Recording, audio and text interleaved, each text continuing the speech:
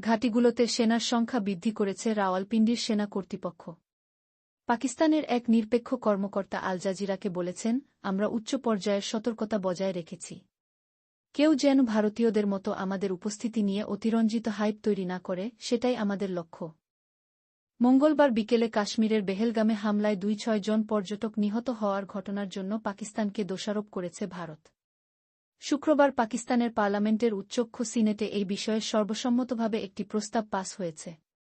এতে ভারতের অভিযোগকে উদ্দেশ্যপ্রণোদিত ও রাজনৈতিক উদ্দেশ্যসম্পন্ন বলা হয়েছে।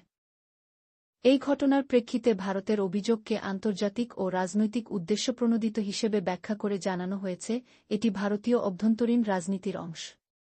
এছাড়া এই ঘটনার প্রেক্ষিতে যেকোনো পদক্ষেপের জবাবে পাকিস্তানও জবাব দিতে প্রস্তুত বলে হুঁশিয়ারি দিয়েছে। মঙ্গলবার বিকেলে কাশ্মীরের বেহেলগামে হামলায় ২-৬ জন পর্যটক নিহত হওয়ার ঘটনার জন্য পাকিস্তানকে দোষারোপ করেছে ভারত। শুক্রবার পাকিস্তানের পার্লামেন্টের উচ্চকক্ষ সিনেটে এই বিষয়ে সর্বসম্মতভাবে একটি প্রস্তাব পাস হয়েছে। এতে ভারতের অভিযোগকে উদ্দেশ্যপ্রণোদিত ও রাজনৈতিক উদ্দেশ্যসম্পন্ন বলা হয়েছে।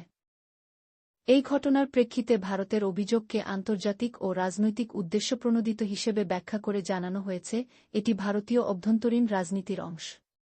এছাড়া এই ঘটনার প্রেক্ষিতে যেকোনো পদক্ষেপের জবাবে পাকিস্তানও জবাব দিতে প্রস্তুত বলে হুঁশিয়ারি দিয়েছে।